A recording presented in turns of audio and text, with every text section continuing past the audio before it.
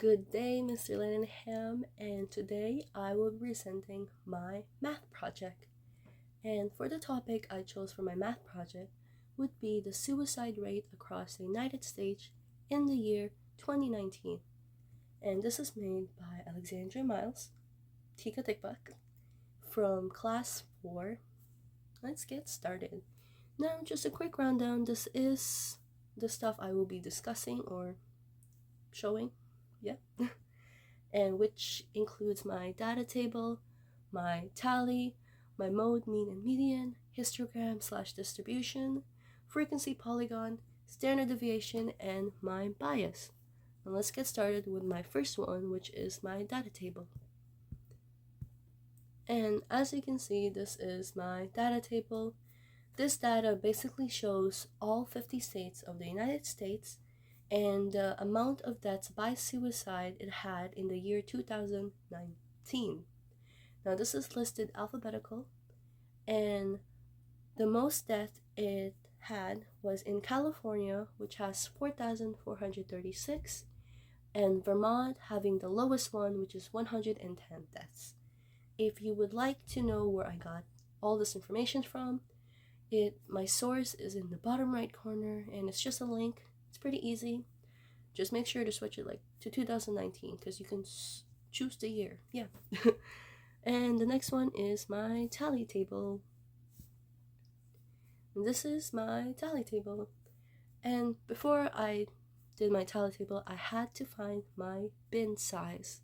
So to find my bin size, I first found the range by subtracting the bigger number from the smaller number, which we talked about, which is California and Vermont, and then dividing that number by 9, which gets me 480.666. And now I just rounded that and just made it 480 because it's a lot easier to work with if it's a whole number rather than a decimal number. And this is my tally table, as you guys can see. And let's go on with our next one. My next one is my mode, mean, and median. Now, as for the mode, I have no mode in my data. Now, that can be different for others, but for me, I don't have a mode. Basically, a mode is the repeating number in your data, and for me, I have no repeating number, so no mode. And my mean. So my mean is 949.34. Basically, to find my mean, I added all my data together, then divided by the total amount of data I have, which is 50. Another easier way to do this is by just going on Google Sheets and doing the simple equation of just equals and then average. Yes, don't mind. Yeah, that's it. And it should do it for you, but if you don't know how to do it without the Google Sheets, I just explained it. Yay. Okay. And as for the median is 730. Basically, the median is the number you find in the middle of your data.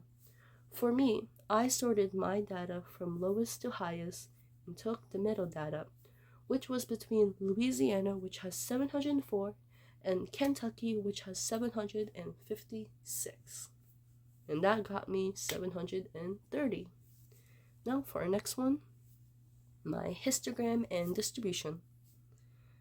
And, okay, there you go. This is my histogram. I did draw this by hand. If it's a little funky, I'm very sorry. I think it's pretty. But anyways, this is my histogram. I got all of this information from my tally table a couple slides back, and it's pretty straightforward. And as for the deviation part of this, there is a bunch of different deviation. The most common threes that we basically learned are the left skew distribution, the right skew distribution, and the normal skew distribution, which kind of looks like a bell curve. It kind of is a bell curve. As for my data is a left skewed distribution. And how I know this is because most of my data I have is on the left side of my histogram rather than the right or the middle. Now for the next one, which is frequency polygon. And basically same thing as my histogram, but shown differently. And this is it. This is also hand drawn. All of these are hand drawn, so and if it's a little funky looking, I'm very sorry. This is just my frequency polygon. And the next one is my standard deviation. Now, to find my standard deviation, I had to put all my data in the deviation chart, which led me getting the number, or the answer, 898.3674439782. And basically, the data deviation chart would look like this. This is just my data, and then my average / mean, and then I take my data and subtract my mean, and then I take the answer from the last one and power that by 2. Now I will be showing you what I did. This is my Google Sheets if it loads, and this is how I did mine. Pretty straightforward, and that is my standard deviation. Oops. Okay, and to show it better, this is my bell curve that I drew. I'm very proud of it, actually. And you can see the 3 parts of the bell curve, which is the 68%, 95%, and the 99.7%, as well as the 100%.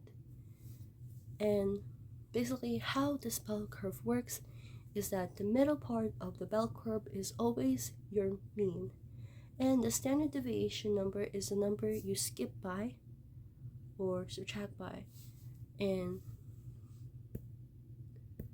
this side is where you add.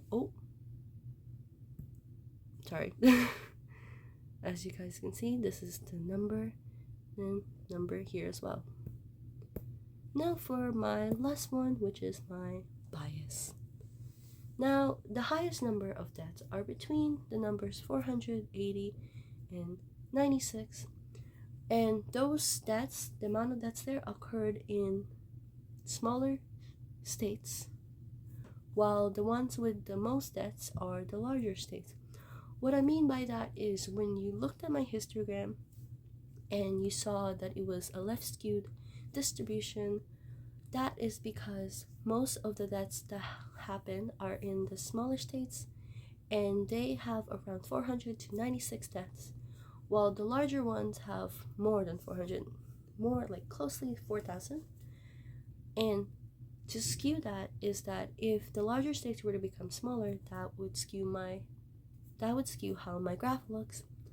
Or if there were better healthcare or some sort of mental healthcare as well in the larger states, it would also change how my graph looks, and same for the smaller states. And that is the end of my presentation. I hope you like it. I'm very sorry for some of the mistakes I made. I am having trouble speaking. I've been sick, but I hope you like it, and I hope you have a good day, and I thank you for watching.